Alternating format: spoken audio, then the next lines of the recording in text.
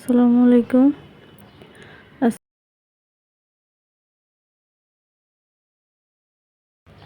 আজকে আমি সেই ভাইরাল ডিম রেসিপি কিভাবে বানিয়েছি আপনাদের সাথে শেয়ার করব। তো আমি ডিম নিয়েছি 4টে, এগুলো সিদ্ধ করে নিয়েছি। এখন সবগুলো পরিষ্কার করে নিলাম, মাঝখান দিয়ে কেটে নেব। ডিম কুসুমটা একটু হালকা মানে কাঁচা থাকতে হয়, আমারটা পুরো সিদ্ধ হয়ে গেছে। এই যে দেখুন আমি কেটে নিলাম।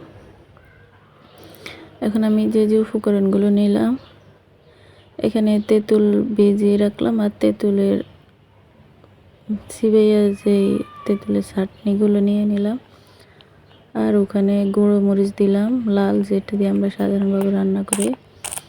এখানে পেঁয়াজে লবণ দিলাম, পেঁয়াজ, টমেটো, শসা, ধনেপাতা আর গাজর নিলাম। এখন একটু টমেটো সস দিয়ে দিলাম, আর ওগুলো একসাথে করে নেব।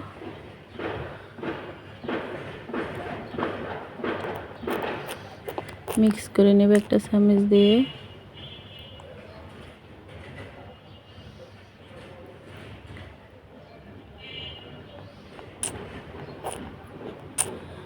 আমি প্রথমবার ট্রাই করতেছি, তো আপনাদের সাথে শেয়ার করতেছি। এখানে লবণ দিয়ে দিব, যেহেতু তেঁতুল ডাইরেক্ট টক হতে পারে। যে যেমন জাল খান, আপনারা চাইলে কাঁচা মরিচ নিতে পারেন, শুকনো মরিচও টেলে নিতে পারেন। আমি পেঁয়াজ আর লবণ একটু নরম করে নিতেছি। আর এই যে আমি সবগুলো দেখিয়ে দিতেছি কী কী নিলাম। আপনারা চাইলে অন্যান্য কিছু মিক্স করে নিতে পারেন। এখন আমি এগুলো এক্সট্রাভাবে মিক্স করে নেব। আর আমার কাছে বাজারের তেঁতুলের প্যাকেট নেই, তেঁতুল চাটনিটা, তো আমি ঘরের তেঁতুল দিয়ে বানিয়ে নেব। অনেকে লেবু অ্যাড করে সালাতের সাথে, চাইলে লেবু অ্যাড করতে পারেন। তো আমি এখানে সরিষার তেল দিতে মনে নেই, সরিষার তেলটা দিই নাই। এখন একটা ডিম, ওটা আমি আর বানাবো না, ওটা আমার ছেলের জন্য রেখে দিলাম। অনেক ছোট, জাল খায় না। দেখুন আমি কিভাবে দিচ্ছি। আর আমি চাটনিটা একসাথে করি নাই, এভাবেই দিব। আপনাদের খুশি মতন আপনারা বানিয়ে নেবেন।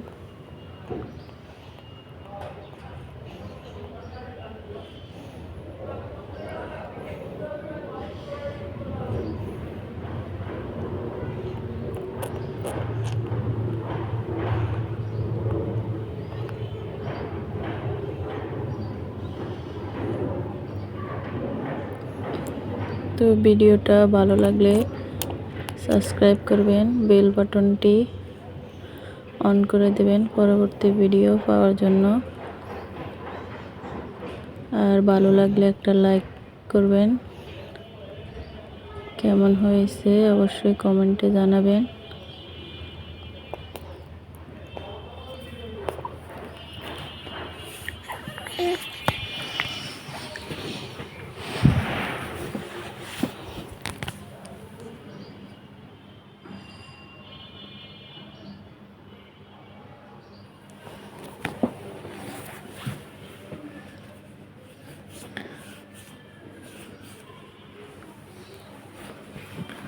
অনেক দিনের ইচ্ছে ছিল খাবো খাবো বলে, খাওয়া হয় না, তো আজকে নিলাম, তাই ভাবলাম আপনাদের সাথেও শেয়ার করি।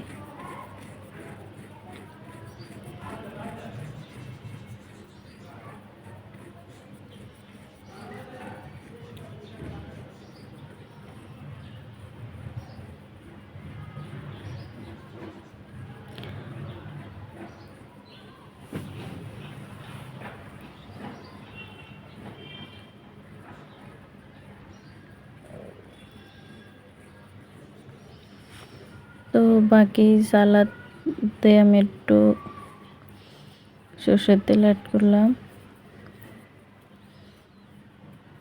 আর চাটনিগুলো এর সাথে দিয়ে দিচ্ছি।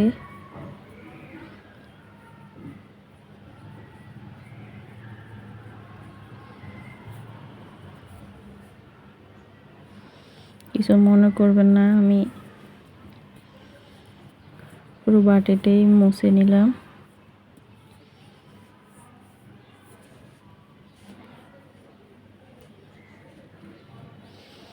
আর কার কার জিভে জল এসেছে অবশ্যই জানাবেন।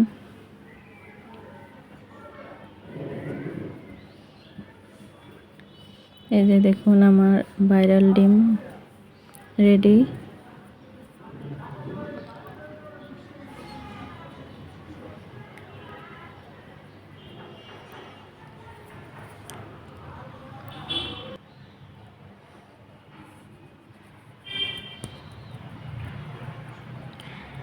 একদম ইয়াম্মি হয়েছে, আপনাদের ভালো লাগবে, অবশ্যই একবার ট্রাই করবেন।